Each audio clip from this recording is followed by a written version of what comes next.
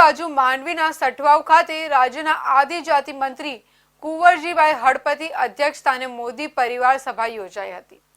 રાજ્યમંત્રીએ કોંગ્રેસ પર પ્રહારો કર્યા હતા, સાથે જ કેજરીવાલ અને લાલુ યાદવના ભ્રષ્ટાચાર પણ ગણાવ્યા હતા। હાલ લોકસભાની ચૂંટણી ચાલી રહી છે, ત્યારે દરેક પક્ષ મતદારોને રીઝવવા માટેના પ્રયાસો કરી રહ્યા છે।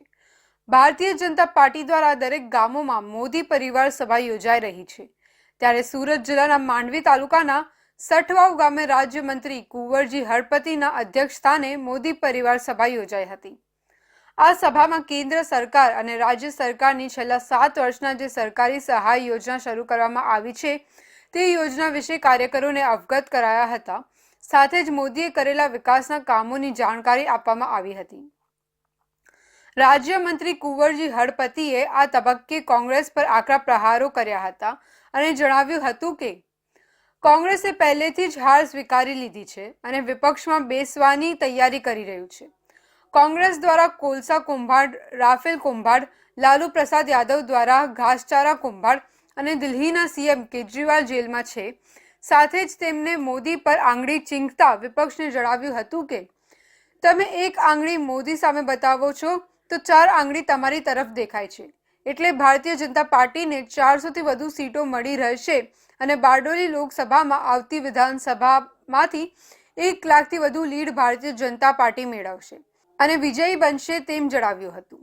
દેશના વડાપ્રધાન નરેન્દ્રભાઈ મોદી સાહેબ ત્રીજી વખત ફરી પાછા ચૂંટણી લડી રહ્યા છે વડાપ્રધાન બનવા માટે, ત્યારે મારો ભારતીય જનતા પાર્ટીના તમામ કાર્યકરો આજે ગામે ગામ જઈને હું શું મોદી પરિવારની સભા યોજાઈ રહી છે।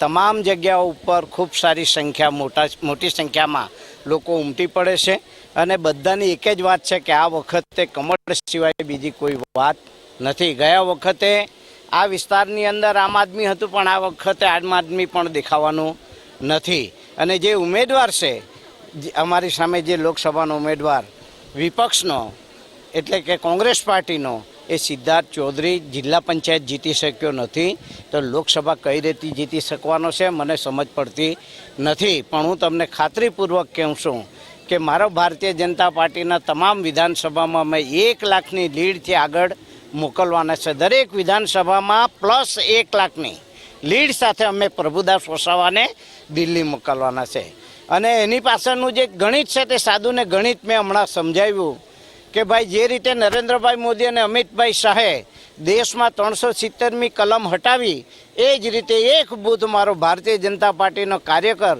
370 મત પ્લસ કરાવશે, એટલે અમે 1,07,060 મત પ્લસથી આ વિધાનસભા જીતી જવાનું છે। તે અમારું ગણિત બહુ પાકું છે। કુંવરજીભાઈ હળપતિ દ્વારા સમગ્ર વિસ્તારમાં મોદી સમર્થકો દ્વારા સરકારે કરેલા કામો અને વિવિધ યોજનાના લાભો મેળવી ગરીબ અને સામાન્ય વર્ગના લોકોનું જીવન સ્તર સુધર્યું હોવાથી સૌ કોઈ મોદીના કામની પ્રશંસા કરતા હોવાનું જણાવી લોકો વિપક્ષના ભરમક પ્રચારમાં નહીં આવી ભાજપને સમર્થન આપશે એવું જણાવ્યું હતું।